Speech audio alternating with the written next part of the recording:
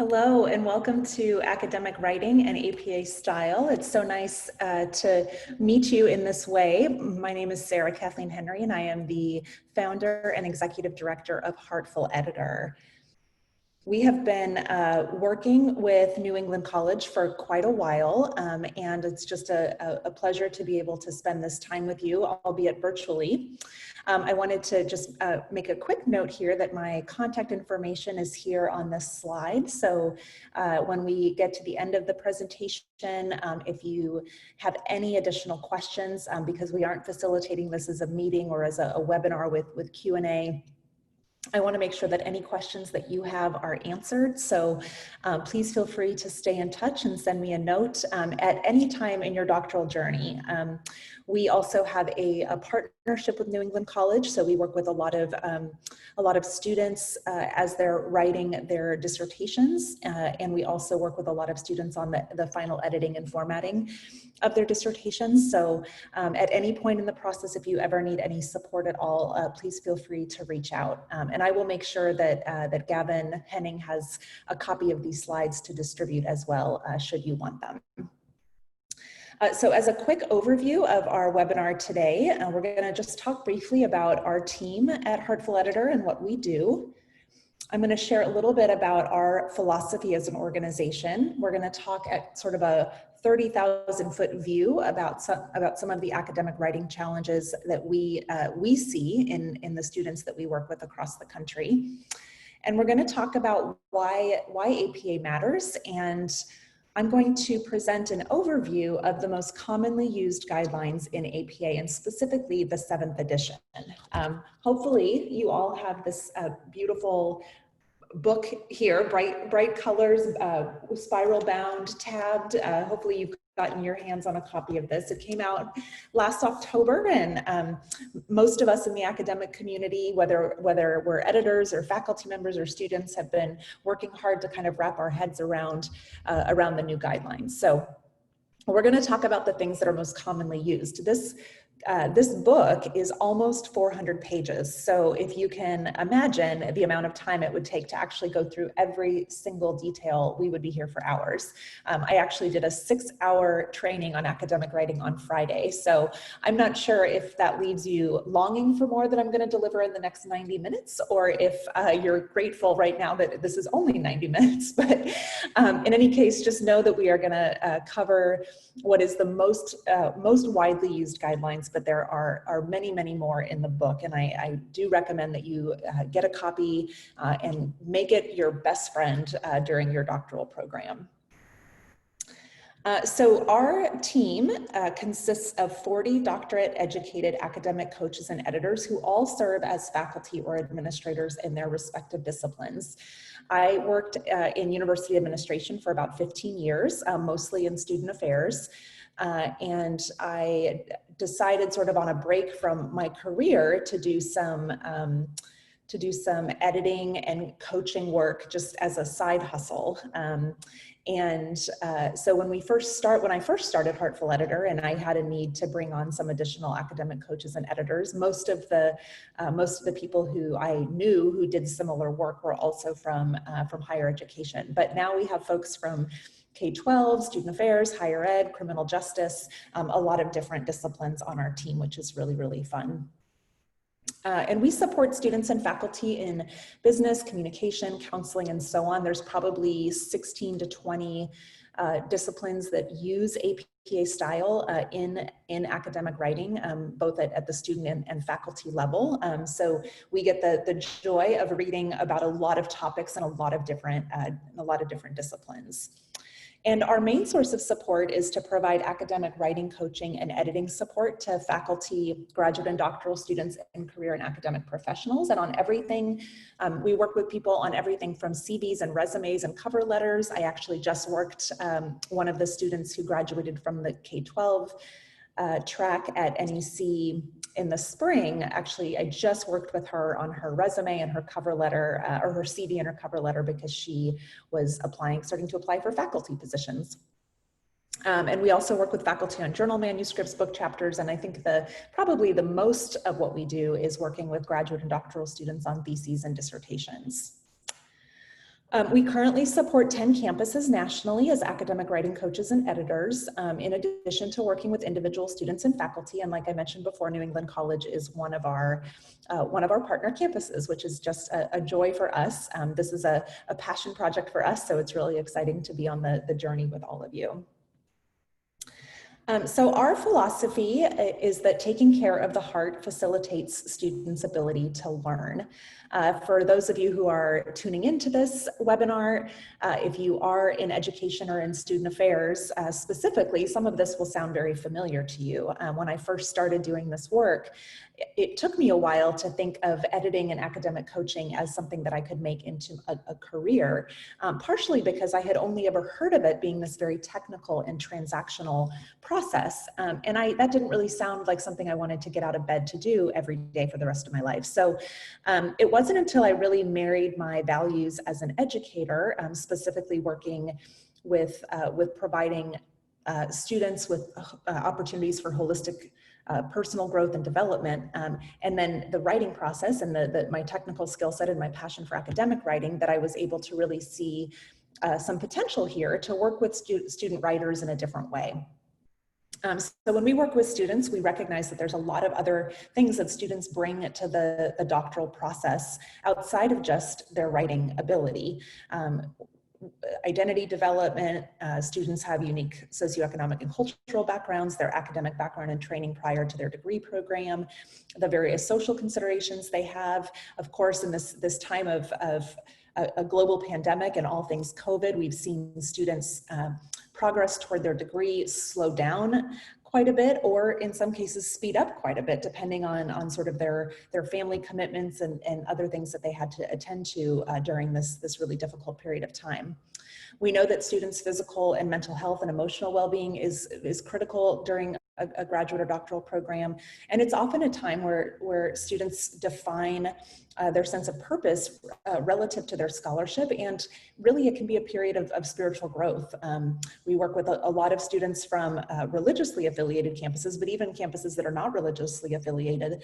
I think there's oftentimes a strong recognition of one's values as they connect to our spirituality and to our sense of purpose, and that can be a very powerful part of the doctoral journey. Of course, students bring with them a whole unique array of financial circumstances in terms of their ability to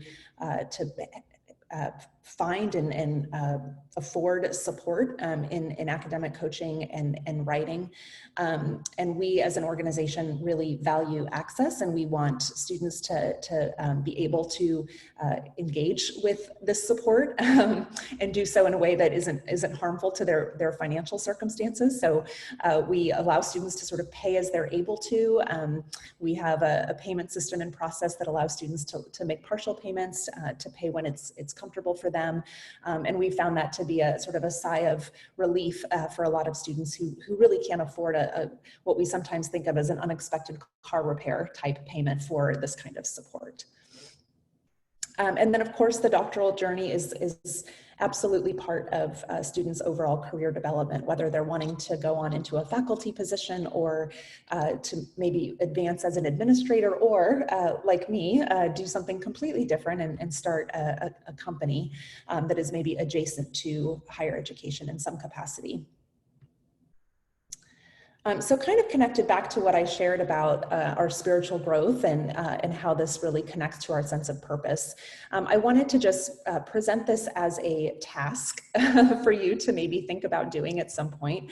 I think this is a really important foundational practice, which is to really think about what our personal mission statement is relative to our writing. And this can really help us to clarify our values, the why behind why we want to write, and for what purpose. So I wanted to share mine with you. And we're not going to obviously do this now because we're not on the call together, but I do this with writers often. And I think it's really helpful to just sit down and really think about who are you? What do you value? How does this connect to your writing? And what purpose does your writing serve? And that way you can have something to kind of come back to if you start, kind of getting in the weeds with your search for literature, or you're all over the map when it comes to, topics and what you might want to write about. This can be a really helpful way to just sort of create a lane for yourself and then stay inside of it.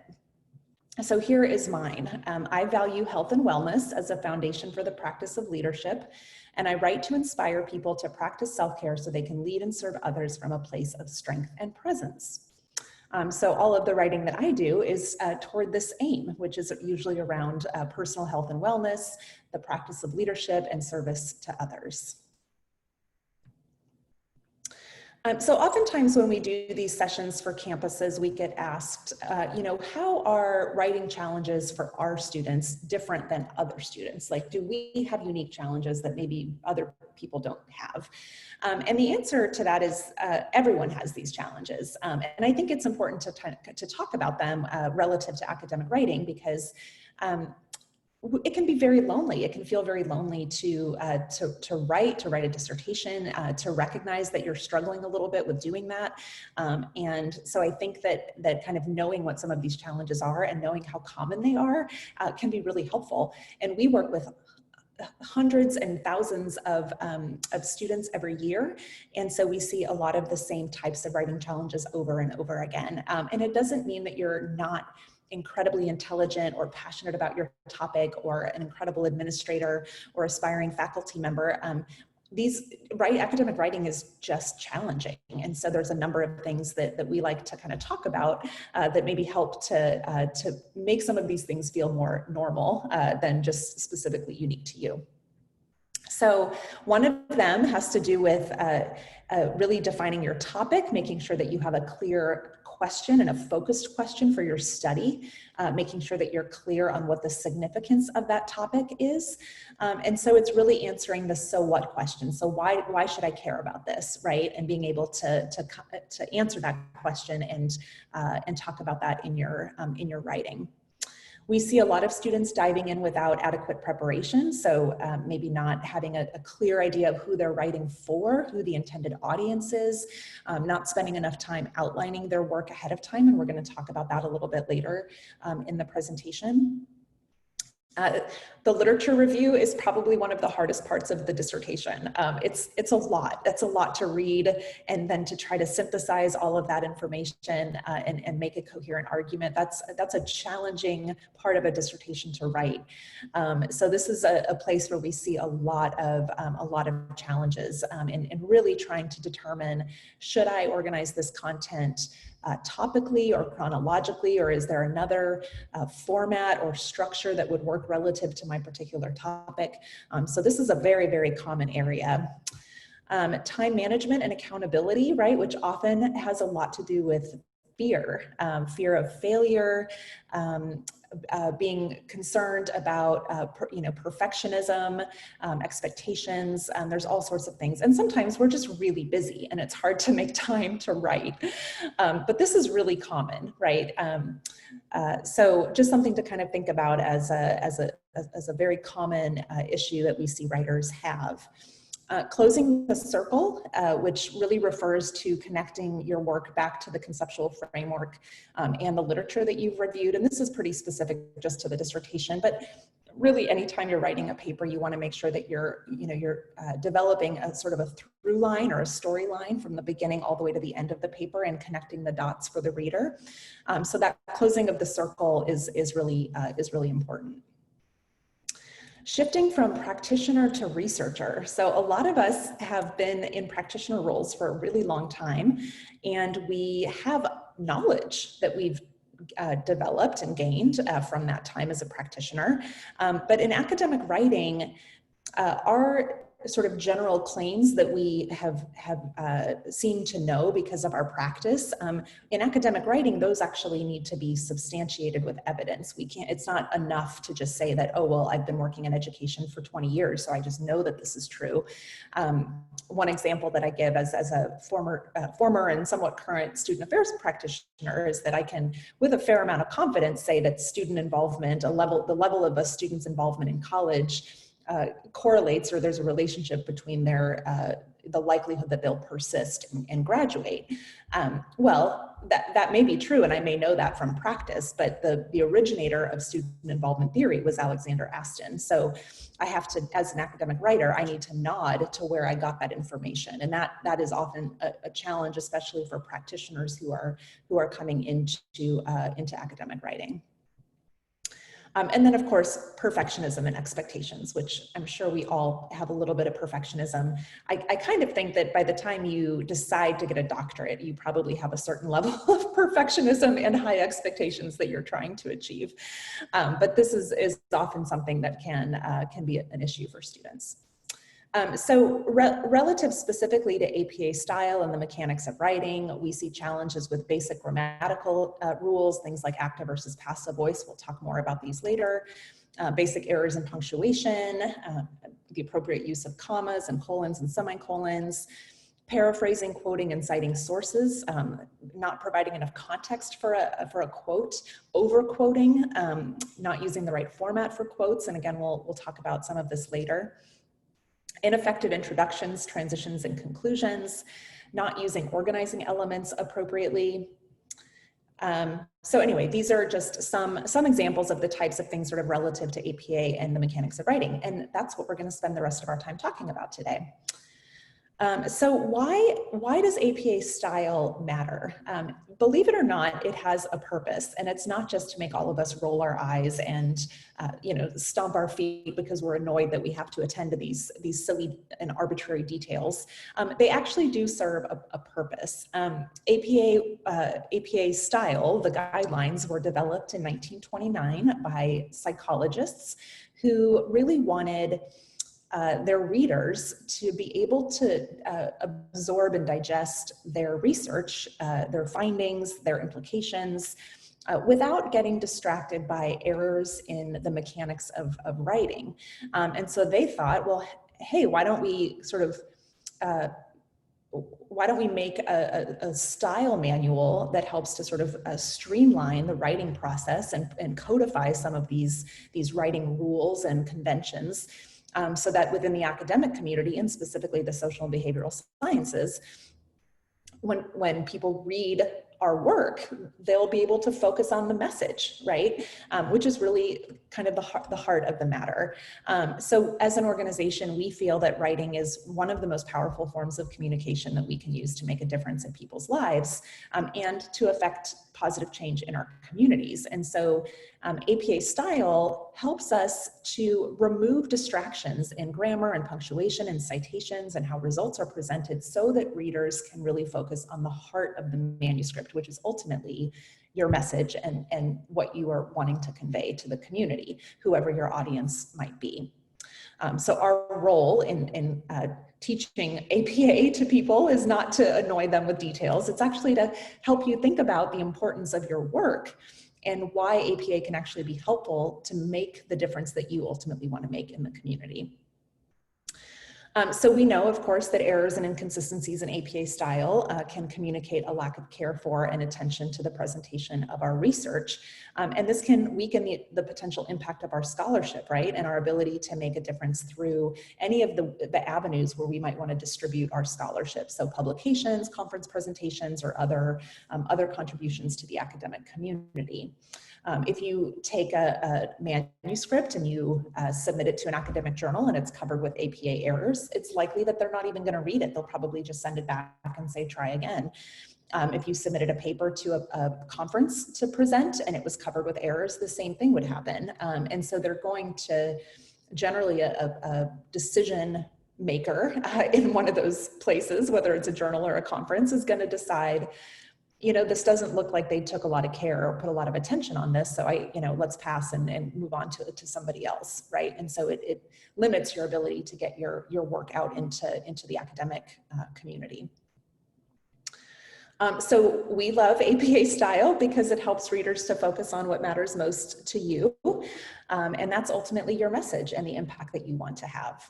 So hopefully this just helps think a little bit differently about APA and why it matters beyond just finishing your dissertation. Okay, so we're going to dive right in. There's lots of really technical details, and I'm going to do my very best to not bore you to death with all of them. And you, again, you'll have access to the video and to this to the slides, so you can refer back to this. And of course, we're not going to be able to cover everything because, like I said, we would be here for 6 hours, and I don't think any of you want that. But we are going to cover the things that are the most common. And we're starting with the elements and the format of the paper. So this very first slide is the new student title page in the 7th edition. Now, like I said, the 7th edition came out in October, so some of you may have had experience. You likely didn't if you got your master's degree at some point or another doctorate somewhere. You probably used APA 6th edition.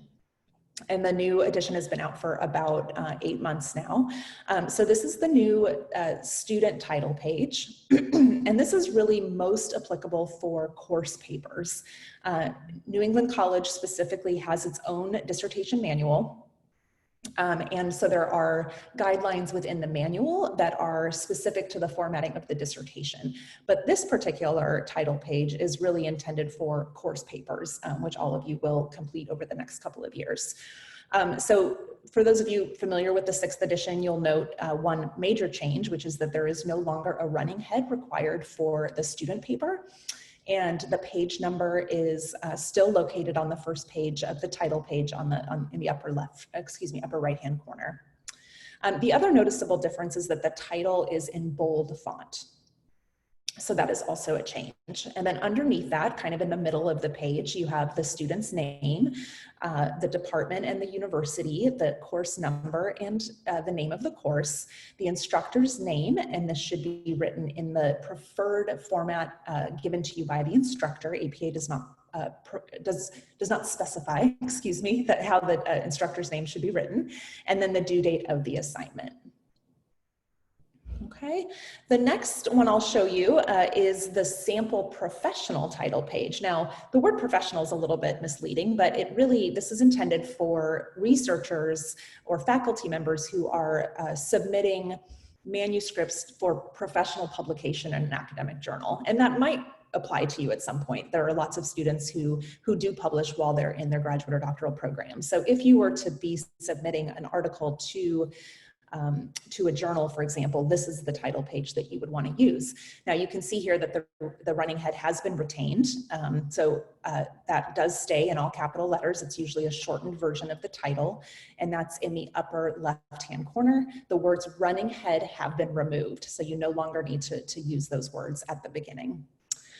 The title is bold. The author's names, in case there are more than one, would be included below the title. And you can see that APA has started to use superscript numerals to coordinate or to demonstrate the affiliation with the department and university where the researcher works. So you can see there, Sara K. Henry, I have a little 1 after my name, and that shows my affiliation information, which is a fake Department of Academic Coaching and Editing at APA Style University, which does not exist.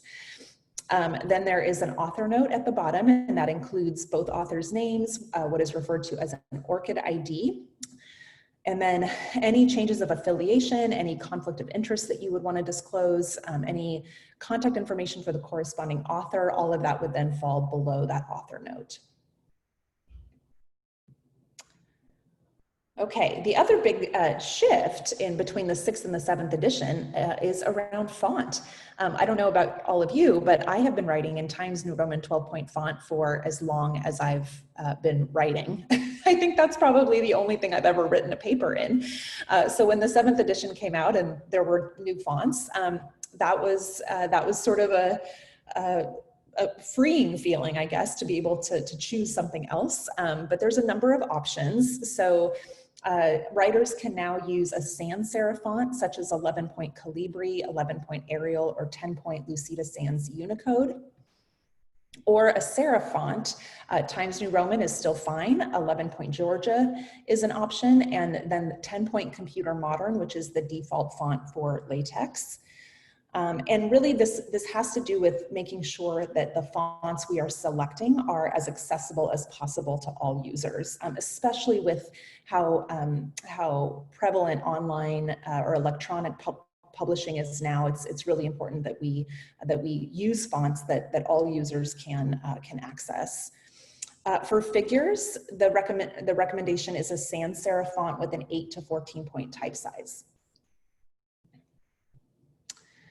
And then APA recommends these fonts because they are legible, they're widely available across word processing systems, and they include math symbols and Greek letters. So when you get to the point of talking about data or writing up your results, you'll want to make sure that you have these available to you, and it's good for the font to be consistent between the font and then the math symbols or the Greek letters, which is why these have been selected.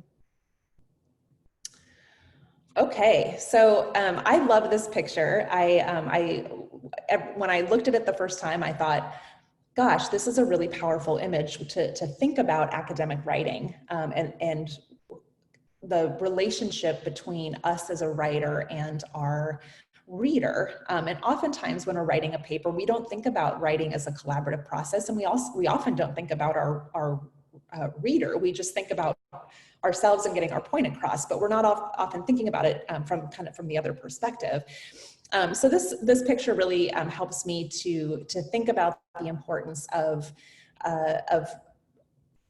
me as a writer, and then how I'm sort of bringing the reader along for the journey with me. So as a hiker, right, if this person is going on a hike, they need to have a fair amount of confidence that they'll be able to follow the trail, and that on the trail, they're gonna have guideposts along the way that will help them to feel secure about the fact that they're still headed in the right direction. So in this picture, the hiker would be the reader, right? And this reader is going to go on a journey with you as the writer. And so it's our responsibility to make sure that we put signage along the way, and think about how we're leading that person through our storyline, through our argument, making sure that things are coherent. And one of the ways that we can do that is through using APA's organizing elements. So these are the heading levels for a paper, for an academic paper. I'll first note that the title of a paper or the chapter heading is not considered heading level 1. So that's sort of a separate and apart heading. The first heading in an academic paper is level 1, and that's sort of the first major heading in the paper. Again, not the title, not the chapter heading. And the level 1 and 2 headings are the same as they were in the 6th edition, in case you're familiar with the 6th edition. So they have not changed. The level 1 heading is centered, bold, and in title case, and the level 2 heading is flush left, bold, and in title case, and they both sit a full line above the text of the paragraph. So this, of course, would be double spaced in a paper, but for the purposes of this slide, it's single spaced. And then the levels 3, 4, and 5 headings have all changed in the 7th edition. So this is what is current. The level 3 heading is flush left, bold, italic, and in title case. And then the level 4 and 5 headings are indented into the first line of the paragraph. So they actually go into the top line of the paragraph. They don't sit above the paragraph. And they're also both in title case, bolded, and then level 5 is italicized. So this is a really, really helpful chart. You'll probably refer to it many, many times until this becomes almost intuitive or fluent for you as part of the APA language. You can also find this right on the inside flap of the APA manual. So it's right there, so right when you open it.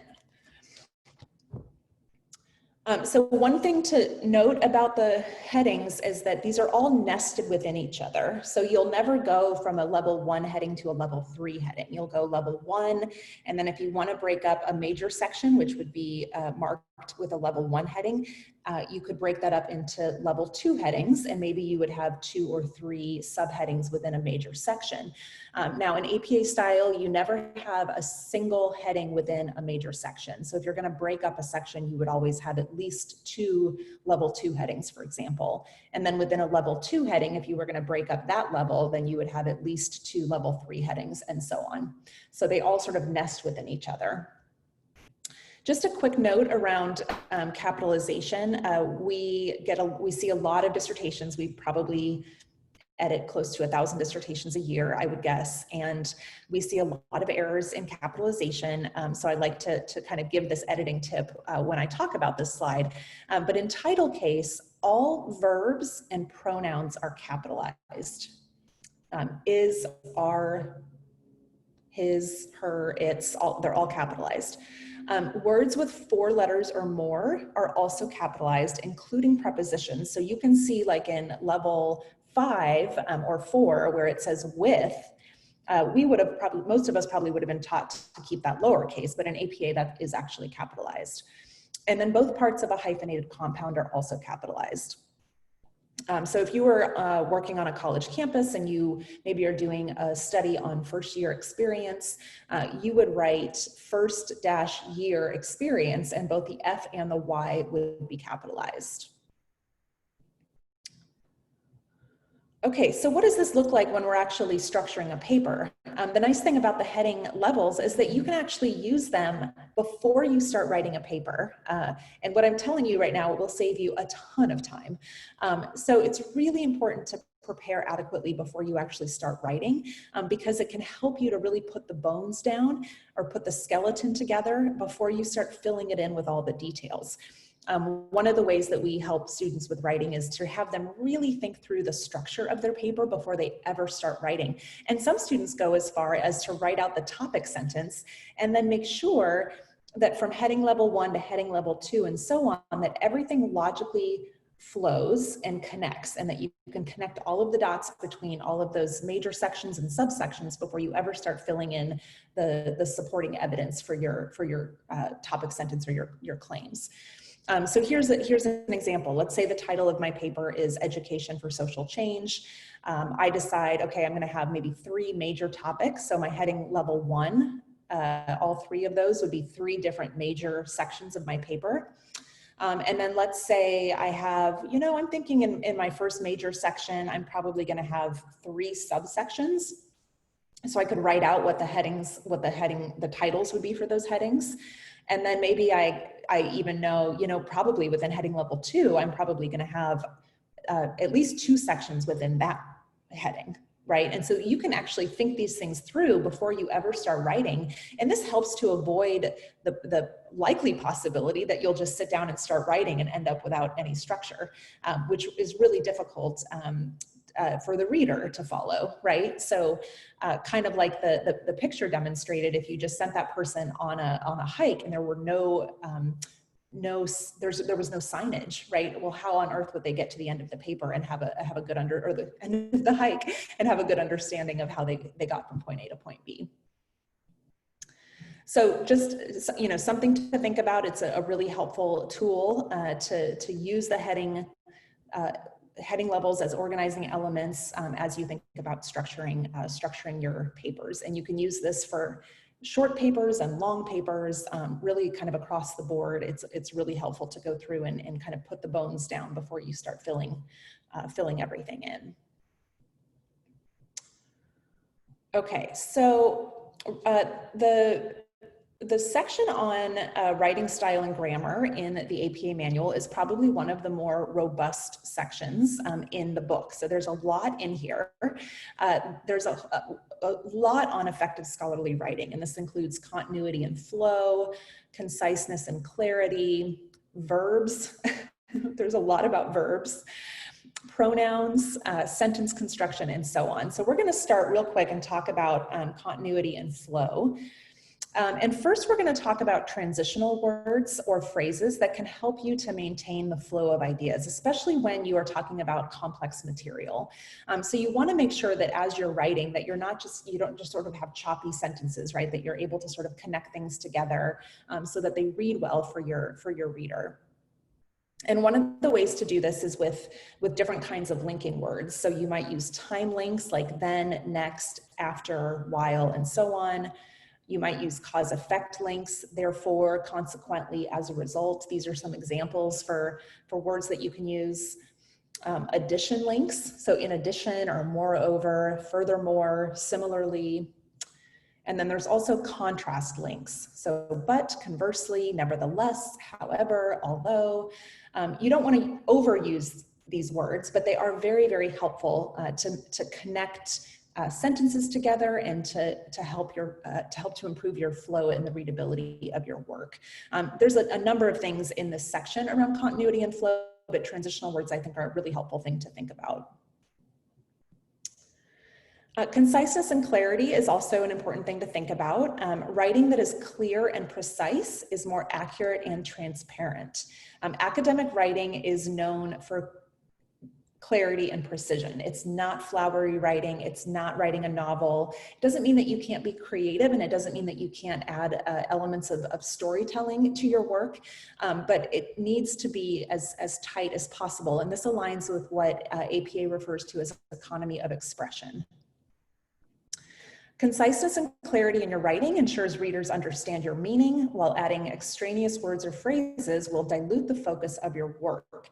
So you really want to drill into what matters the most, right? And I know for me, at least, when I was in grade school and high school, I flowered everything up because I wanted to hit the page limit, but that wasn't actually doing a lot of good for me as an academic writer, because then I got to my doctoral program and I realized, well, maybe I wasn't actually saying anything of substance. So now I have to remove all the fluff and I actually have to make a point. So you really want to make sure that you're really focusing on what you want to say and removing all of those extra words that aren't necessary. So where possible, it's important to tighten your language to eliminate wordiness, redundancy, evasiveness, and overuse of the passive voice. We'll talk about that a little bit later.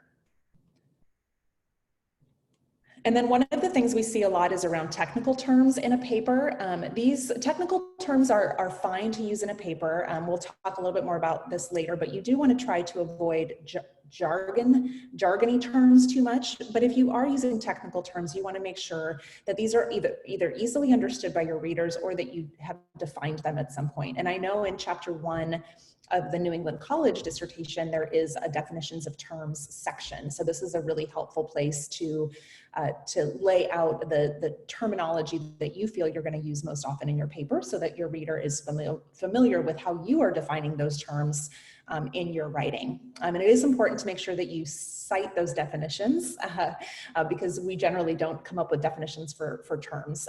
So that's an important thing to keep in mind in chapter 1. Another thing around conciseness and clarity and writing style is to make sure that you're varying your sentence length.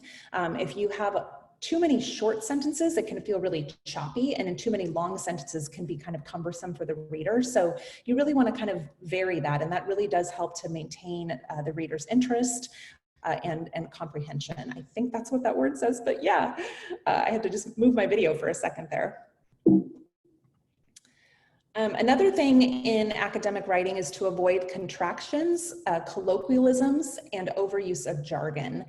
So contractions, saying things like don't or won't, you want to spell out those words. And then colloquialisms are important to avoid because things that may be common language to us, either regionally or nationally, may not have a common understanding for international scholars or readers of your work. And so it's important to eliminate those from your writing as well, and try to use writing that's as clear as possible.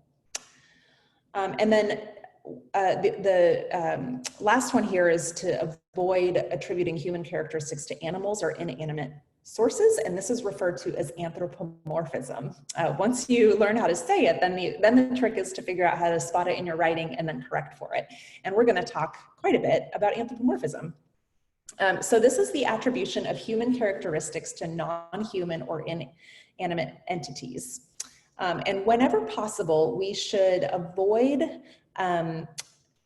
we should pair active verbs with human actors whenever possible. This is the goal. So you want to make sure that the subject can actually perform the action. In the 7th edition of the APA, there was sort of increased clarity around anthropomorphism, and the guidance reads, many acceptable constructions in widespread use do not constitute anthropomorphism because they do not impede understanding or mislead readers. So here's some options that, you could probably argue that they sound a little bit anthropomorphic, but they, because they're so commonly used in academic writing, these are considered permissible in the 7th edition of APA. So some of these are the section addresses, the chapter focuses on, the results suggest, the data provide, the research contributes to, the study found, and so on. Somebody might say, well, the study can't technically find something, right? The researchers find that. Well, that's true. But again, these are very, very commonly used constructions in academic writing. And in the 7th edition, there's clarity on what is permissible and what's not, and these are permitted. This is an example that is in the APA 7th edition manual that I think is really helpful to think about what is anthropomorphic language versus what's not. So APA gives the example of the theory addresses. So yeah, that makes sense that a theory could address something. But to say that the theory concludes would be incorrect and would be an example of anthropomorphism because the theory can't technically make a conclusion. So the question that we often ask when we're reviewing students' work is, can I reasonably expect this subject or this actor to perform this action? And if the answer is yes, then it's probably fine. And if the answer is no, then it might be worth rewording so that you are in fact pairing the action with the appropriate actor.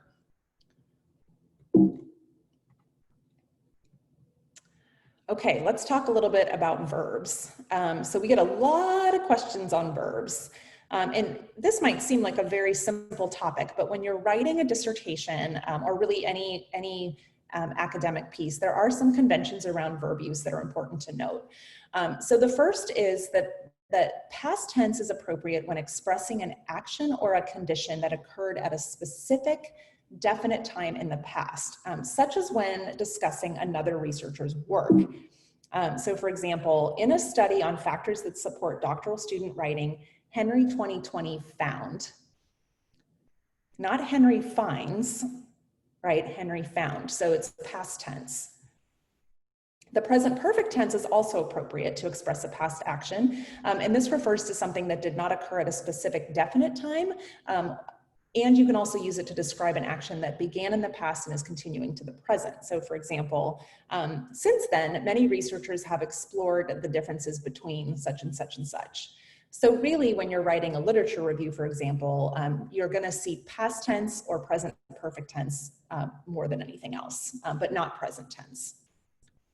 Okay, so let's look at this throughout the dissertation. So in the literature review, past or present perfect.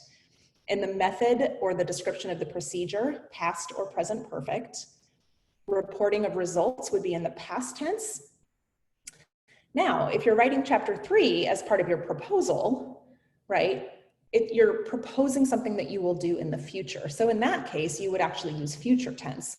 But one of the things that we either have students do themselves or we help them with is to transition those tenses to past tense in chapter 3 once the study has been conducted, because at that point you are talking about something that happened at a definite point in time in the past. When you're discussing the implications of your results, you would talk in present tense. And when you're presenting your conclusions, limitations, any future directions or so forth, you would also talk in present tense. So this is the APA guidance on tenses. You may run into some variations depending on your committee or your chair, but you can always come back to APA. This is the guidance in APA specifically for the use of tenses when we're referring to different parts of our academic work. Okay, let's go ahead and talk about active and passive voice. We see this a lot. There are, I'm gonna lean over real quick and pull this blind down because the sun is starting to hit me. There we go. So we hear a lot of people say you can't ever use passive voice in academic writing, and that's not true. both active and passive voice are okay. It really just depends on what you're trying to emphasize, right? So if you're trying to emphasize, or you need to emphasize who the actor is, and that's important to the sentence, then you should use active voice, because you're putting the focus on the subject. So in active voice, the subject of a sentence is presented first, followed by the verb, and then the object of the verb. So here's an example. Students completed the questionnaires. Students is the subject, completed is the verb, questionnaires is the object. In passive voice, the object of the verb is presented first, followed by the verb, and then the subject last. So questionnaires were completed by the students. Okay, so that's the difference. It's the order in which the components of a sentence are laid out. So part of the reason that passive voice gets such a sort of a bad rep in academic writing is because it's often so overused. So again, you want to try to use it, try to use active voice as much as possible, but there may be times when passive voice is permissible and makes more sense for your writing. So that's just something to think about. And again, it has to do with what you're wanting to emphasize in the sentence. What's the most important?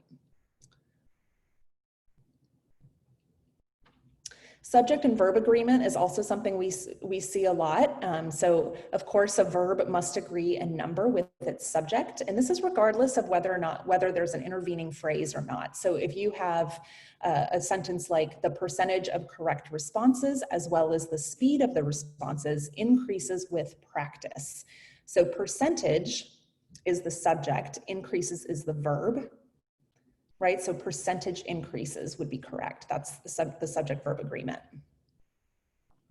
I'm giving this example on purpose because we see this error quite a bit, but the word data is plural, so you would want to have the appropriate form of the verb here. It's not singular. So qualitative data were gathered from participants, or qualitative data are blah, blah, blah.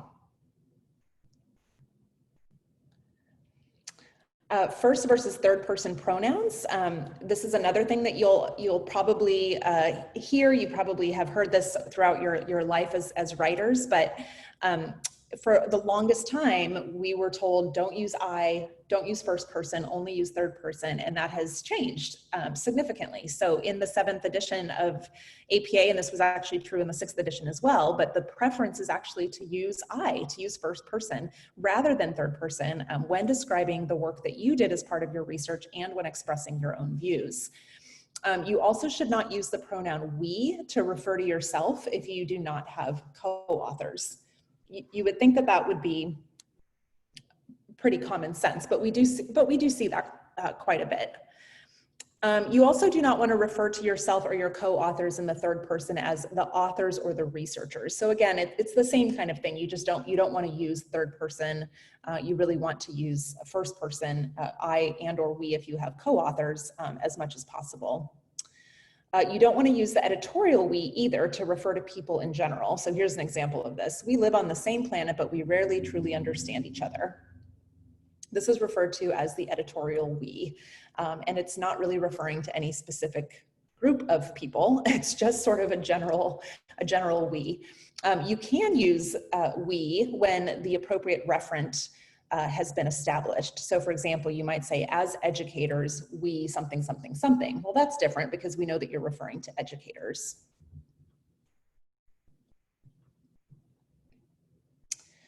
So this was a big shift between the 6th and the 7th edition. The APA adopted use of the singular they, and the guidance in the 7th edition reads that the use of the singular they is inclusive of all people, helps writers avoid making assumptions about gender, and is part of APA style.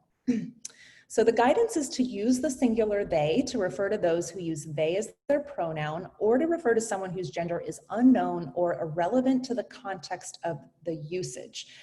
Now, how does this play out in practice?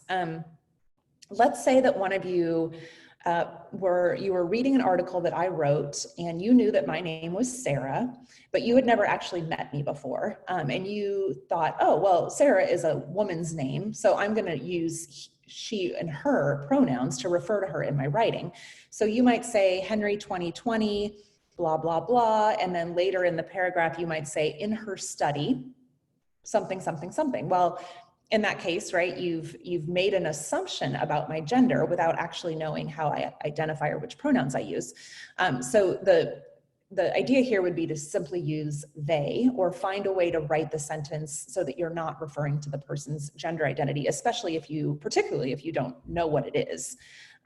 So that's the part that says, if you're referring to someone whose gender is unknown or irrelevant to the context. You want to avoid use of he or she as generic third-person pronouns, and before using these pronouns, really our responsibility as writers is to ensure that they match the pronouns of the people being described. And if we don't know or we're unsure, we should use they instead, or rewrite the sentence to avoid unintentional or harmful implications. A couple writing strategies include rephrasing, using plural nouns or plural pronouns. You can replace the pronoun with an article. So instead of saying in her dissertation, saying in the dissertation, or dropping the pronoun altogether. I believe it's on page 121, but there's a really helpful chart in the 7th edition of the APA manual that talks about gender bias versus gender neutral language. So if you're having a little bit of trouble kind of wrapping your head around how this plays out in practice, I think that's a really helpful place to start. Okay, so there is a lot more in this chapter, but we have a lot more to cover. So there's information in here on using who versus that to refer to people and animals and non-human subjects. Pronouns as subjects and objects, who versus whom. Pronouns in restrictive and non-restrictive clauses, that versus which. I'm telling you, this chapter, it will be like going back to 5th grade English class. Subordinate conjunctions, misplaced and dangling modifiers, parallel construction. In any case, it's a lot. But I would tell you, instead of thinking of this big monstrosity as something that's super, super overwhelming and too hard to master, like I often say about big projects, how do you eat an elephant? One bite at a time. So maybe just like commit to reading one section a day, right? Like just pick a chapter and say, okay, I'm going to go through chapter 5, and on chapter 5, I'm going to read 5.1 today, and that's it. And then you'll like pick up a little bit of information about APA, and then it won't feel so overwhelming. I learned APA style when I was 12. I hate to admit that, but it's true. So I've been working with this content for a really long time. It did not just like magically happen, right? So the little bits of knowledge that you can gain by just kind of looking at a section every so often is really going to take you a long way, and is going to make your writing process and dissertation process that much smoother. And I actually have several people on our Heartful editor team who were once students at New England College and got so good at APA that they are now working with students just like you and editing an APA, and they do this as part of their side hustle in addition to their full-time employment. So, okay, we're gonna move on to talk real briefly about the bias-free language guidelines. So this is chapter 5 in the 7th edition. And it is, I think, one of the most important chapters in the book.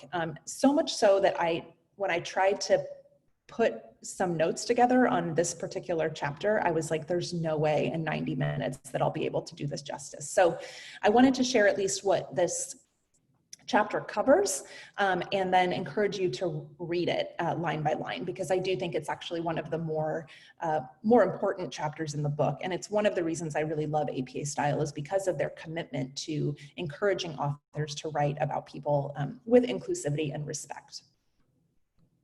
So the existing guidance that was in the 6th edition on age, disability, gender, racial and ethnic identity, and sexual orientation has been updated. And there's new guidance in the 7th edition on participation in research, socioeconomic status, and intersectionality. So those sections have been updated. I really love this quote, and I wanted to share this with you. Language changes over time, and it is important to use the terms that individuals and/or communities use to describe themselves, their experiences, and their practices. I love that. I think it's just really powerful. It also reflects the spirit behind shifting to use of the singular they. And I think it's a really beautiful thing to think about how we can ensure that we're using writing to affirm others instead of harm them. So again, I would encourage that you read this chapter. I read it line by line. I consider myself a fairly informed and inclusive writer, but I walked away feeling like I was an even better person and a more informed person and even a stronger writer and editor and all of those things. So definitely take the time to read this when you get a chance. Okay, we're going to dive into the mechanics of style. This is one of the more technical chapters that has everything to do with like spacing and punctuation. It's a lot. So the first thing that we'll talk about is spacing after punctuation marks. This was a really big shift between the 6th and the 7th edition. In the 6th edition, it was sort of common practice to continue to use two spaces after a period. Most of us were probably taught that a long time ago.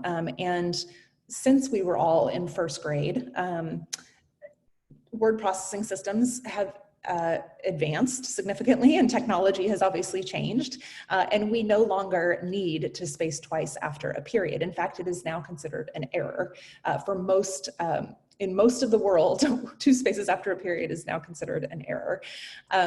So 1 space is the way to go. In the 7th edition, the guidance is to insert 1 space after periods or other punctuation marks at the end of a sentence, commas, colons, and semicolons, periods that separate parts of a referenceless entry, and periods following initials and names. So for example, if you wrote S.K. Henry, you would want to have a space in between those initials. Okay. In the case of commas, you want to use commas between elements in a series of 3 or more items, including before the conjunction that precedes the final item. This is referred to as the serial or the Oxford comma. Some people have very strong feelings about the Oxford comma. Some people really don't like it. Other people are advocates. I am an advocate, but not just because I am an APA person. I just think that it helps with clarity, and APA agrees. So the Oxford comma is a necessity in your academic writing. You should also use a comma after an introductory phrase at the beginning of a sentence to set off a non-essential or non-restrictive clause, to set off statistics in the text that already contain parentheses, and to avoid, and this is to avoid nested parentheses. To separate 2 independent clauses joined by a conjunction. For those of you who are punctuation and grammar nerds, you'll know that if you have 2 independent clauses joined by a comma without a conjunction, that's referred to as a comma splice. So if someone ever says to you, you've got to get rid of these comma splices, that's what they're referring to. To set off the year and exact dates in the text or in a retrieval date, and then to set off the year in parenthetical citations, and we'll look more specifically at that later. You also need a comma to separate groups of 3 digits in most numbers of 1,000 or more. Okay, so this section is full of very technical information on all of these things. So semicolons, colons, dashes, quotation marks, parentheses, square brackets, using the slash, hyphenation. There's actually an entire chart just about hyphenation. It's really, really helpful. And once you get the hang of it, it's actually not that bad. But there's a lot of prefixes, for example, in APA style that don't take a hyphen. So like non-traditional, for example, you would maybe think to put non-traditional, and in APA style, you don't use the dash. Anti-deficit would be ANTI, or anti-racism would be ANTI without the dash and then the root word. So there's a whole chart that talks about where you use hyphenation, where you don't use hyphenation. So that's a very helpful place to review. There's a lot in here on capitalization and use of italics. We are going to talk a little bit about capitalization today because there are a number of things that come up fairly regularly that I want to make sure that you're aware of. So proper nouns and trade names do not need to be, they do need to be capitalized, but you do not need to include the copyright or trademark symbols when you include them in academic writing. Diseases, disorders, therapies, theories, and related terms also are not capitalized. A lot of things are not capitalized in APA style. They really only save it for the proper nouns. The problem is that we often think things are proper nouns that aren't necessarily treated that way in APA. So for example, diseases or disorders, therapies, treatments, theories, models, anything like that is essentially not capitalized unless there's a person's name in within the name of the disorder or the theory. So for example, Maslow's hierarchy would be, Maslow would be capitalized. If you were referring to Alzheimer's disease, the A in Alzheimer's would be capitalized because it refers to a person's name. There's a little bit of guidance here on capitalization of words beginning a sentence. If you have a name, for example, like Van Henry, where the V would traditionally be lowercase, you would keep it lowercase at the beginning of a sentence. You don't capitalize it. Same would be true for a proper noun that starts with a lowercase letter, so iPad or eBay, or if for some reason you were starting a sentence with the statistical term, you would leave the lowercase t lowercase. So the idea here is that you just want to retain the actual format of the word or the term if it has a lowercase letter in it. Job titles and positions are only capitalized if they precede the person's name. So for example, founder and executive director Sara Kathleen Henry presented the presentation on the transition to APA 7th edition. So because those titles precede my name, they are capitalized. When you move them after my name, they are lowercase. Now, part of the reason we include this when we do these trainings is because we work with so many students in education who are talking about superintendents or teachers or principals or whoever, and there's so many titles when you're doing your research. So this is really, really helpful to know this, that if you said superintendent so-and-so before the name, capitalize it. If you said so-and-so was the superintendent, it would be lowercase. Okay, let's talk about numbers. Numbers create a good amount of confusion. And this is partially because most people sort of know the basic rule, which is that numbers 10 and above throughout the paper should be expressed as a numeral. And this refers to both cardinal and ordinal numbers. So for example, 7th, 8th, 9th would be written out as words, but 10th, 11th, and 12th would be written as numbers with the little th after them. Numbers that immediately precede a unit of measurement should be expressed as numerals. Numbers that represent statistical or mathematical functions, fractional or decimal quantities, percentages, and so on. So percentages, for example, if you had 50%, it would be the number 50 and then the percent symbol with no space. And if you had 5%, it would be the same. You would write that as a numeral with the percent symbol, even though it's under 10. Numbers should be expressed in numerals that represent time, dates, ages, scores, and points on a scale, exact sums of money, and numerals as numerals. So the child was 5 years old would be the number 5. The students completed a 7-point Likert scale would be 7, the number 7 point.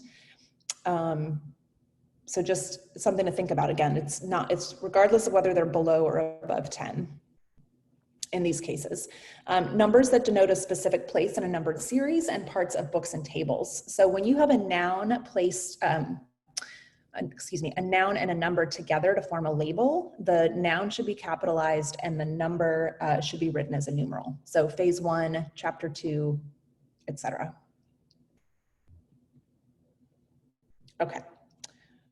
Let's talk a little bit about tables and figures. So the placement of tables and figures has shifted a little bit from the 6th edition. There's more flexibility now, and you can technically place tables and figures on separate pages after the reference list in a manuscript. Now, I say that just to give you what the official APA 7 guidance is on this, but your NEC dissertation manual may want you to just have them embedded in the text, which is totally fine. And I like them that way. I think that makes sense to me to have them embedded in the text. So that's the other option, is to have them ideally after a full paragraph where the table or figure is called out. So a call out in APA is when you say, see table 1, see figure 1, and that call out would be placed somewhere where it's appropriate relative to the text, right? You want to be able to tell the reader, hey, I'm talking about this thing and there's information in table 1 to complement what I'm saying here. So go look at table 1, and then you would want table 1 to follow that paragraph. And you should have a call out for every table or figure in your text. One of my favorite NEC alums had a dissertation with 37 data tables. And I literally went through and I had to make sure that we had table 1, table 1, table 2, table 2, all the way through. And then of course, creating the list of tables at the front of the dissertation took forever. I think that was the most tables we've ever had for a single student ever. It was a lot of tables. In general, you want to avoid using the words above or below to refer to the location of a table or figure within the text, and really to refer to text in general. Part of that is because the editing and formatting process tends to move things around, and so you don't really want to use sort of directional cues when the table or figure may not actually be above or below the reference point. So it's cleaner to just say in figure 1, in table 1, in the next section, whatever, but try to avoid using above or below.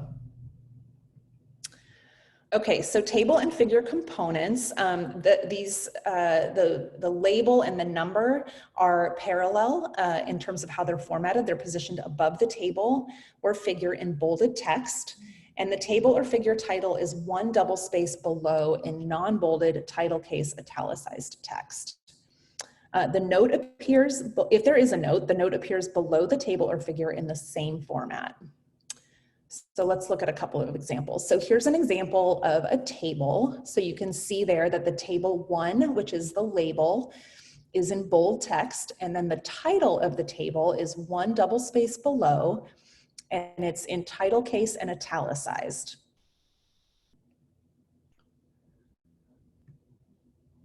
And then below the table is a note. It's one double space below the table.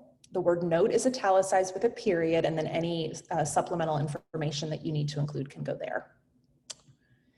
Here is the sample figure. So you can see that the formatting of the label and the title are parallel between the table and the figure. The figure 1 label is in bold text. The title is italicized and in title case. Okay. I'm used to stopping for questions, but we have no reason to stop. So we're going to forge ahead and talk about works credited in the text. So all in-text citations for works with 3 or more authors are shortened to the name of the first author plus et al., except where this would create ambiguity. This is a significant change between the 6th and the 7th edition. It was different in the 6th edition. It's much easier now, so be very happy that you're starting with the 7th edition. This is going to make your lives a lot easier. And this is a chart that kind of shows what the standard citation styles are. You will refer to this all the time. So the 1 author and 2 author citation styles are the same as they were in the 6th edition. The shift is at the sources with 3 or more authors. So you can see there the example for a parenthetical citation and a narrative citation. But the format is pretty easy to follow. They are different for a parenthetical citation and a narrative citation. And the punctuation and the spacing here, while it seems silly and technical and arbitrary, it is important to get that right. That's part of the formatting process. So for example, with 3 or more authors, you can see it says Henry et al., which is indicates that there were other authors and that this has been shortened, and it goes et al., and then a period, a comma, and then the year 2020. For 2 authors, the notable difference between the parenthetical citation and the narrative citation is that there is an ampersand in between authors' names in the parenthetical citation. In a narrative citation, which means you're using this, you're citing these authors as you're speaking, so Henry and Crone, blah, blah, blah, you would use the word and instead of an ampersand. There's an example there for a group author with an abbreviation. So if you were, let's say you were referring to the American Psychological Association in your work and you knew that you were going to refer to them, let's say 3 or more times in your paper, you can introduce that acronym to help make it easier in your paper so that you can just refer to the American Psychological Association as APA. So to do that, your parenthetical citation, the very first time you refer to the American Psychological Association, in brackets, you would put the abbreviation APA. The reason for that is that APA does not permit nested parentheses. Who comes up with these things? So you want to have brackets inside of parentheses. You can't have parentheses inside of parentheses. So you introduce it with APA, and then for all subsequent citations, you could just simply say APA 2020. For a narrative citation, the first time you're referring to the American Psychological Association, you would spell out the first name and then include the acronym, comma, and then the year. And then again, for all subsequent citations, you would just say APA 2020. And then if you have a group author that does not have an abbreviation, it's a very simple format, just author, comma, and year. Okay. So part of the reason that this is so important is because the academic writing and publishing in general in education and in academia is I think of it as a really big conversation about a particular topic, right? The conversation about a topic has been happening long before you came along, and it's going to continue long before you're out of the picture, and so it's important to recognize the scholars who have contributed to your thinking about a particular topic. So a lot of times the reference list is sort of treated as this like afterthought. It's kind of thrown together. It's not really given a lot of attention, but it's actually pretty important because it's kind of like you're nodding to the people that have come before you and recognizing the work that they've done to help inform your thinking and the work that you want to do. So while it does seem very technical and kind of annoying, it is actually more important than we might think. And I'm sure you can probably imagine if you did all of this work on this particular topic and someone cited you incorrectly, how that would feel for you, right? So it's sort of a paying of respect to the people who have completed significant work relevant to your topic. So just something to think about in terms of citing work in your writing. We are going to talk about the appropriate level of citation because this is really important, and I think kind of one of the harder things to kind of wrap our heads around as writers. Both paraphrasing and direct quotations require citations. So anytime you're reading an author's work and you think, wow, that's a really great idea, I'm either going to paraphrase it or I really want to capture exactly the way they said this, so I'm going to take the direct quote. Whichever you choose, in either case, you need to make sure that you cite the information. If you undercite, this can lead to plagiarism or even self-plagiarism. And over-citation can be distracting and is often unnecessary. And I think that the guidance in the 7th edition is actually really helpful for getting us to kind of think through how to do this appropriately. So the guidance in the 7th edition talks about over-citation, and that it's considered over-citation to repeat the same citation in every sentence when the source and the topic have not changed. So if you're paraphrasing a key point in more than one sentence in a paragraph, you can cite the source in the first sentence and you don't need to repeat the citation. Now, this is probably the most important part of this whole section. You don't need to repeat the citation as long as the source remains clear.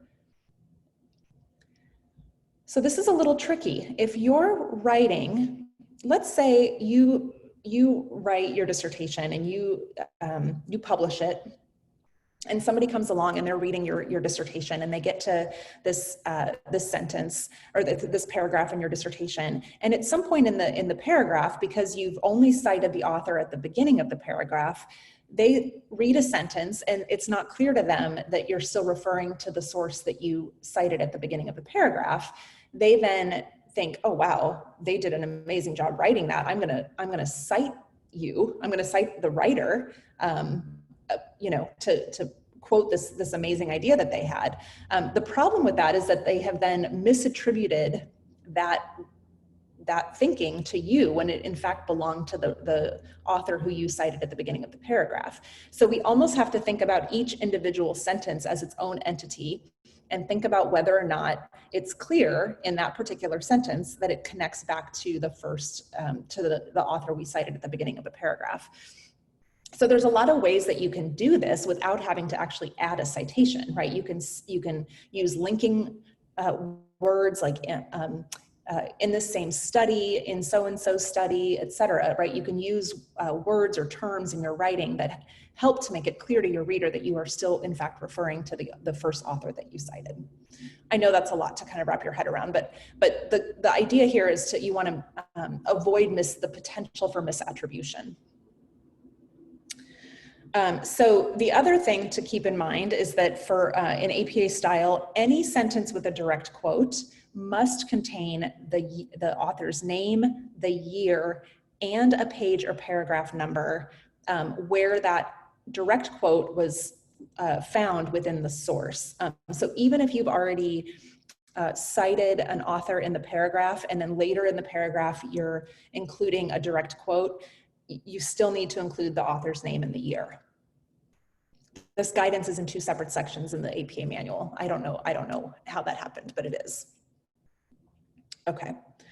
Again, I mentioned earlier, if you have any questions at all, please send me an email. I'm happy to talk to you further about this. I know that we're not going to have an opportunity for questions on this particular webinar, but I am more than happy to answer questions by email at any time. Okay, so quoting and paraphrasing, all connected to the same sort of idea of making sure that we're citing things correctly. Any assertion of fact in your writing in general or in the dissertation must be cited. So this kind of goes back to what I was saying earlier about shifting from a practitioner to an academic or a researcher, is that we come generally to advanced degree programs with all of this knowledge from our professional lives that we think is just fact, like we just know this stuff, but it had to come from somewhere. And so when you're writing as an academic, you need to make sure that you actually substantiate your claims about the world with evidence from somewhere, right? From a researcher, from a scholar. And if you are going to use a direct word for word quote, you want to make sure that you set that off to let the reader know that this was in fact a direct quote from an author. These should be used sparingly. So you don't want to use direct quotes all the time because it sort of indicates to the reader that you don't actually have a good handle on the content, that you're just sort of taking quotes and throwing them into the paper. I have even had instructors say, like, limit the number of direct quotes in a paper to a certain number. So you want to try to keep those as light as possible. And I try to only use them when I really feel like I couldn't do the idea justice with my own words. Like, it's really important that I capture the author's words as they are. But otherwise, I really do try to paraphrase as much as possible. So here's a couple of examples for how this would look with a direct quote. So Henry 2020 proposed all students can increase their confidence level in academic writing by attending an APA seminar. And then the page number would follow the direct quote, the double quotation marks, and then the period follows the page number. The period does not go inside the double quotation marks. So there's not 2 periods, there's only 1, and it goes outside of the page number. In her recent article, Henry stated, "Presenting to students and faculty at Johnson University was one of the highlights of my career as an academic coach and editor." Right, so if you're setting up a direct quote as a full sentence like this, then you would do a comma and then an open double quotation marks, the full sentence, and then the page number at the end. Page or paragraph numbers are not required when you're paraphrasing or referring to another author's work. And in fact, it can be a little bit confusing if you have page or paragraph numbers at the end of a paraphrased sentence, because it almost suggests that there could be part of that sentence that was actually a direct quote, but there are no double quotation marks. So just something to think about as you're writing. But here's an example of what a paraphrase might look like. Henry 2020 suggested students can improve their confidence as academic writers by attending a seminar on APA style. Okay, there's a couple of types of works that require special approaches to citations. One has to do, one is published interviews. So if you ever are reviewing an interview in a newspaper, or you're listening to a podcast, the host of the podcast or the writer of the article should be the person who is cited. The guidance in the 7th edition is to include reference to whoever the interviewee is in the context somehow. So you might say, in an interview with Sara Kathleen Henry, so-and-so wrote blah, blah, blah. So you're still giving credit to the author of the interview or the host of the interview, but you're also nodding to whoever the interviewee was in that particular episode or article. Personal interviews, if you have personal interviews with someone as a source, these should be cited as personal communication. These are not included in the reference list. The goal of the reference list is to facilitate access to your sources for your readers. And so because personal communications are not accessible, there's no point in including them in your reference list. But if you do have some sort of an interview or interaction with someone that's informing your work as you're writing a paper or your dissertation, there is a format for how to reference that in the text. But again, you don't need to include that in the reference list. Research participant interviews do not require a citation. We oftentimes receive a chapter 4 from a qualitative dissertation with parenthetical citations after every interview quote. And sometimes they say personal communication, but you don't actually need to do that. And the reason is that we do not cite our own work in the paper in which it is first being reported. It also adds a lot of unnecessary clutter to that chapter, and it's one of the more important chapters because you're really telling the story and getting into the details of the data and maybe what participants shared. So to have all of these parenthetical citations after every quote just sort of gets in the way. So that is not necessary. The other thing to keep in mind, and this was really clarified in the 7th edition, was that any sources that you use related to your methodology that could potentially compromise the confidentiality or anonymity of a school or an organization that you're working with, these also do not need to be cited or included in your reference list. For obvious reasons, right? If you have confirmed for your research site, that you are going to keep their identity confidential or anonymous, then including a reference to them would reveal their identity. And we've also seen situations where a student might assign a pseudonym, and then in the reference list, they include the pseudonym name in the reference list, and then the link to the actual campus or organization source that they accessed. Well, of course, if somebody were to click on that, then they would know what the research site was. Which again jeopardizes that confidentiality or anonymity. So you don't need to cite these in the paper. You can talk about them in the context. You might say, in reviewing such and such university's strategic plan, blah, blah, blah, but you don't actually need to include that in the reference list. Again, the point of the reference list is to facilitate access to your sources, and you don't actually want someone to access these sources. Okay, we're going to talk about the reference list in the time that we have left. And this is, again, like I said, this is actually a pretty important part of the paper. This is where you pull all of your sources together, you give a nod to the people who have informed your thinking about a particular topic. It's important in any academic paper that your sources in the paper match the reference entries in the reference list. So those should always be a direct match of each other. And the opposite is true. So everything that you have included in your reference list should be cited in your paper. So there are 4 elements to a reference entry: the author element, the date, the title, and the location or the source. So the format of the author element in the 7th edition, this has shifted. So you now include up to 20 authors. So when there are 2 to 20 authors, you use an ampersand before the final author's name. So this is what the format would look like. Now this would, of course, be for a 3-author source, but the format is the same regardless of whether you have 2 authors or 20 authors.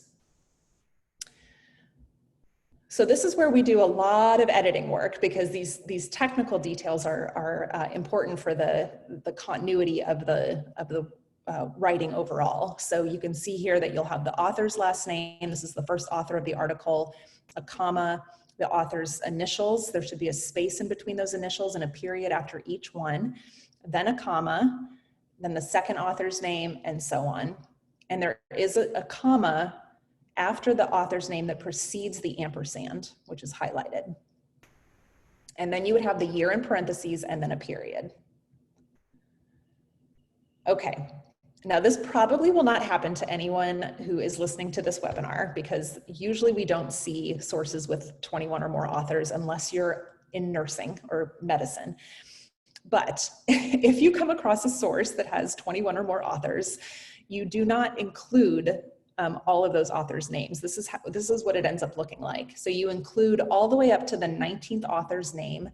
You insert an ellipsis, and an ellipsis in APA style is 3 spaced dots. It's not dot, dot, dot. It's dot, space, dot, space, dot. And then the final author. So that might be the 21st author, that might be the 25th author, that might be the 32nd author. Whoever the last person is, that's the last author that you're going to add before the year, and those dots represent everybody in the middle. Okay, hopefully that is pretty clear and easy enough to follow. I wanted to showcase this as a comparison between the 6th and the 7th edition for those of you who have been working in the 6th edition for a long time. So this is what a standard journal article entry looks like in the 6th edition, and then what changed in the 7th edition. So in the 6th edition, the highlighted text is how you would have formatted the DOI, which the DOI stands for Direct Object Identifier. It's kind of like a social security number for a journal article. It just sort of follows it wherever it goes. And then that changed in the 7th edition to still be the DOI, but it's now in a URL format. So this is the standard entry though for a 2-author journal article. So it's first author's last name, comma, and then the initials, comma, the ampersand, the second author's last name, comma, initials, the year, period, and then the title is in sentence case, which means only the first letter is capitalized. And then if there happens to be a colon, which there's a lot of colons in journal titles, if there's a colon, the first letter after the colon is also capitalized. The name of the journal is in title case, and the name of the journal is also italicized. So the name of the journal is italicized, and then the number 10 there in that first example represents right here, represents the volume. The volume number is also italicized. And then the issue number is included. And this is enclosed in parentheses. There's no space between the volume number and the issue number. And the issue number is not italicized. You're probably shaking your head thinking, who comes up with these things? But these are the guidelines. So you have the journal and the volume number italicized, the issue number in parentheses not italicized, and then the numbers that follow are the page numbers for the journal article. Okay, and then the DOI. And again, this DOI down here in the hyperlinked format is the current format in the 7th edition.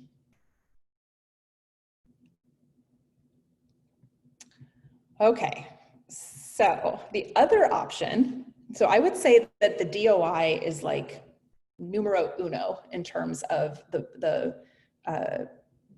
what you should focus on including in terms of retrieval information. So the most important retrieval information you can add to an article, and they should all have retrieval information. But if the article has a DOI, include the DOI. Again, that's like numero uno, primo option is the DOI. Secondarily, if the article doesn't have a DOI, then I would recommend adding a stable or permanent URL. This is what it looked like in the 6th edition. This is what it looks like in the 7th edition. Okay, so the difference here is that in the 6th edition, it said retrieved from before the URL, and the URL was not hyperlinked. In the 7th edition, the words retrieved from have been removed, and the URL is in fact hyperlinked. So this is when you include a retrieval URL separate, that's not the DOI, if the article does not have a DOI.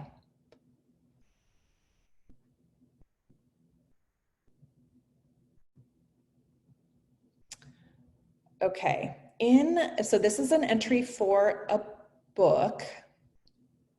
In the 6th edition, you used to include the city and the state abbreviation, as well as the publisher name. Now you no longer need to include the city and state abbreviation. You just include the name of the publisher. So this is an entry for a book. So that would be the author's name, comma, the initials, the year, and then a book title is in sentence case and is italicized. I've also, oh, it must be on a different slide. I apologize. Okay, so this is, I believe, chapter 10 in the book, in the 7th edition, and it is, yeah, it's chapter 10, and there are over 100 examples of different types of reference entries in this chapter. So I think you'll become BFFs with this chapter. There's a couple, it's broken into 4 sections. So textual works, data sets, software, and tests, audiovisual media, and online media. I break up my book into even more subsections than the tabs. So if you are a sticky note fan, like I am, you may want to, insert sticky notes at each of these 4 sections. My guess is that you'll probably access the first one more than the other 3. But web pages and websites are becoming more common, of course, and there's all sorts of information in here on social media as well, Instagram, Twitter, you name it. There are examples. Beyonce's Lemonade album is an example for a source. So they've really updated this section to reflect the different types of sources that are available to us as writers, and they have updated the examples as well. Okay, so we already looked at this, but here's an example of a journal article with the issue number. So the issue number should be included for all journal article entries. Here's a book reference without the publisher location. So it's just Sage Publications without the Thousand Oaks, California. Here is a chapter in an edited book. So I used Gavin's name. So Henning, Gavin, he would be the author of the chapter that he did not write, but we're going to pretend, the basics of APA style. And then because this was a book that I edited, and this was a chapter in an edited book, I would then put in S period space K period space Henry, ED for editor. It would be EDS if there were more than one, then a comma, then the name of the book in sentence case in italicized, and then in parentheses, I would put the page numbers for the chapter that Gavin wrote, and then the publisher information. Okay, this, like I said, there's so much in this chapter, tweets, Twitter profiles, Facebook posts, Instagram photos, videos, highlights, everything you can possibly imagine social media. I don't think there's TikTok or Snapchat that I've found yet. It's possible, but many things social media, lots and lots of things to consider. We are just in a very different world in terms of the types of things that people use as sources. So I think that chapter 10 will be very helpful for you. The other thing I really like about chapter 10 is that there is an example for how to format a parenthetical citation and a narrative citation for that particular type of source. Ta-da, look at that. We just hit 90 minutes. It was perfect. Okay, we're not going to be able to do Q&A because you're not here with me, but I am still so grateful for the time that you've taken to listen to this. I know that you've had a lot to absorb in terms of content related to your program.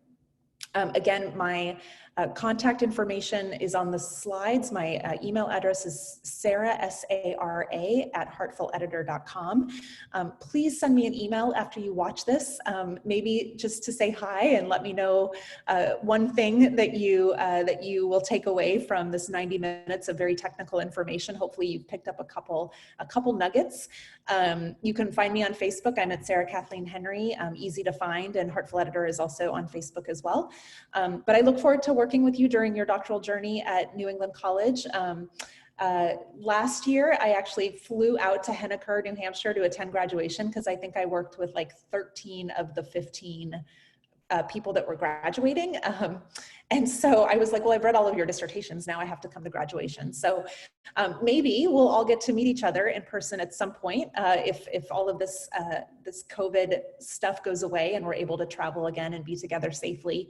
But it was just such a joy to spend this time with you. Again, be in touch if you have any questions. We're here to support you, and thank you very much. Have a good night or good afternoon or good morning or whatever time it is where you are. Thank you so much.